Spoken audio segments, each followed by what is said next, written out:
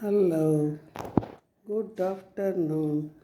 எப்படி இருக்கீங்க எல்லோரும்? சாப்பிட்டீங்களா?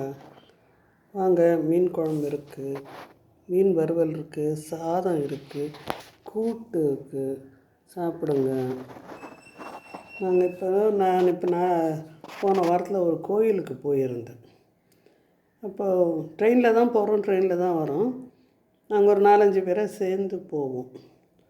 அப்போ அங்கே சாமி கும்பிடுறது அடுத்த விஷயம், அதெல்லாம் நமக்காக நம்ம செய்துக்கிறது. அங்கே போகும்போதும் சரி, அங்கே ரெஸ்ட் டைம்லேயும் சரி, எல்லாரும் ஒன்றா கூடி சிரிக்கிறது, பேசுகிறது, ஒரு சந்தோஷமாக இருந்துக்கிட்டு இருக்கிறது, அது ஒரு ரிலாக்ஸாக இருக்கிற மாதிரி இருக்குது.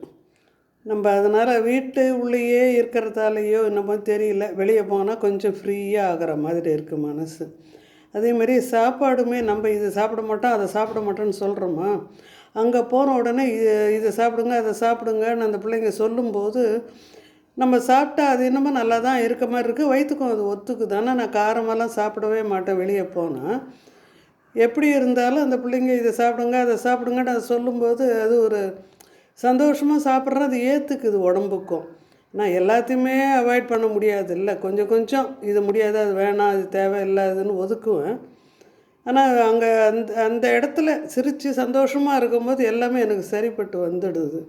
எல்லாருமே சாப்பிட்டாங்க, அதில் 2-3 வயசானவங்களும் இருக்கோம், நாங்களும் சாப்பிட்டோம், நல்லா தான் இருந்தது. இந்த ஒரு சந்தோஷத்துக்காக சொல்கிறேன். மனசளவில் நல்லா சந்தோஷமாக இருந்தோம்னா ஆயுசெல்லாம் கூட வேண்டியதே இல்லை. இருக்கிற ஆயுஸ் வரைக்கும் சந்தோஷமாக இருந்தால் போதும், அவ்வளோதான். இந்த வயசானவங்களுக்கெல்லாம் அதுதான் ஒரே ஒரு சந்தோஷம். இருக்கிற வரைக்கும் சந்தோஷமாக இருப்போம். இல்லாததுக்கப்புறம் நம்ம ஒன்றும் எதையும் திருப்பி பார்க்க போகிறதில்ல. நம்ம செத்ததுக்கப்புறம் எத்தனை பேர் வந்து நிற்கிறாங்கன்னு எண்ண போகிறதும் இல்லை. அவ்வளோதான். இருக்கிற வரைக்கும் சந்தோஷமாக இருப்போம். தேங்க்யூ.